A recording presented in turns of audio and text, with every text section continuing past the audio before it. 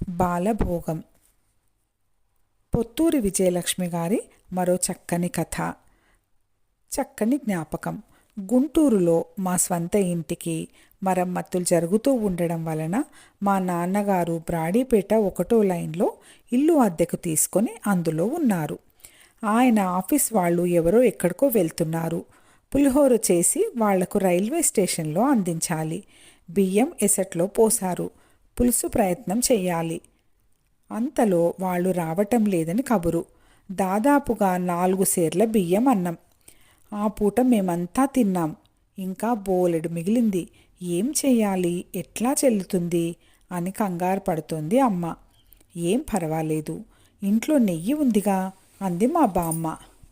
మొన్ననే వీసె వెన్న కరగబెట్టాను అంది అమ్మ. మీరు సాయంత్రం ఆటలు అయ్యాక మీ తోటి పిల్లలను వెంటబెట్టుకొని రండి అని మాతో చెప్పింది మా బామ్మ. ఆ ఇంట్లో 4 వాటాలు, 12 మంది పిల్లలం ఉండేవాళ్ళం. కలిసి ఆడుకునేవాళ్ళం. మా ఇళ్ళ పక్కనే రైలు పట్టాలు. రైలు అంటేనే చాలా సరదా కదా పిల్లలకు. గూడ్స్ రైలు రాగానే గోడెక్కి పెట్టెలు లెక్క పెట్టేవాళ్ళం. ఆ వేళ ఆటలాడుకొని బామ్మ దగ్గరికి వెళ్ళాం. మా ఇంటి వెనక పెద్ద అరుగు ఉండేది. కాళ్ళు చేతులు శుభ్రంగా కడుక్కొని వచ్చి గుండ్రంగా కూర్చోమంది. అలాగే కూర్చున్నాం. అప్పుడే ఎండాకాలం ప్రారంభమవుతుంది. ఆరు బయట చల్లని గాలి, పారిజాతాల సువాసన. అమ్మ బామ్మ సరంజామాతో వచ్చారు. మా అందరిని సర్ది మధ్యలో తను కూర్చుంది బామ్మ. పెద్ద పళ్ళెం, దాని నిండా అన్నం పెట్టుకొని అనగనగా ఓ ఊళ్ళో ఓ రాజుగారు ఉండేవారు అని కథ మొదలుపెట్టింది.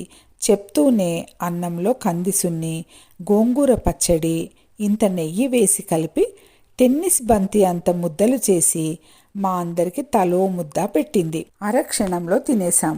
2వ ముద్ద కాస్త చిన్నగా. తర్వాత మళ్ళీ పళ్ళెం నిండా అన్నం, మాగాయ నెయ్యి, మళ్ళీ 2 చొప్పున. ఓ పక్క కథ, మరో పక్క ఆ ముద్దలు. స్వర్గం కదా.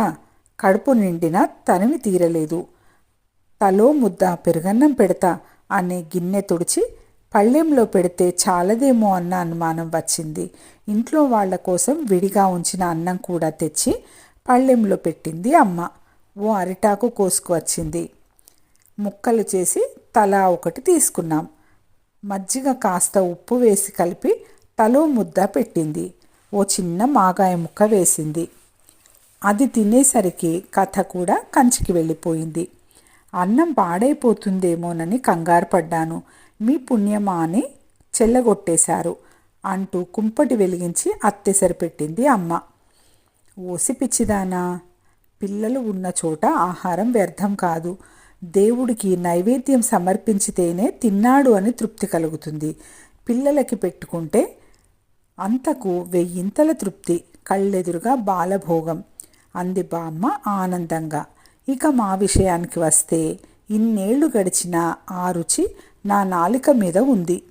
నా తోటి వాళ్ళు కూడా చాలా సరదా పడ్డారు. మళ్ళీ ఎప్పుడు పెడతారు అని అడిగారు.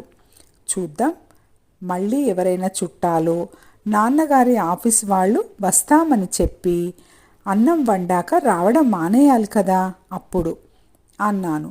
ఆ మాటే మా బామ్మతో అంటే నవ్వేసింది. ఇంతోటి భాగ్యానికి ఎవరో వస్తానని మానేయటం ఎందుకు, కాస్త వీలు చూసుకొని మళ్ళీ పెట్టుకుందాం అంది బామ్మ. అవును, మనకు బియ్యం కొరత, పచ్చడి కొరత అన్నది అమ్మ. అప్పటి నుండి నెలకు 1-2 సార్లు మా పిల్ల గుంపుకు బాలభోగం. మా నాన్నగారికి ట్రాన్స్ఫర్ అయ్యేదాకా. ఆ తర్వాత కూడా వెళ్ళిన ప్రతి ఊళ్ళోనూ మాకు బోలెడు మంది స్నేహితులు ఉండేవాళ్ళు.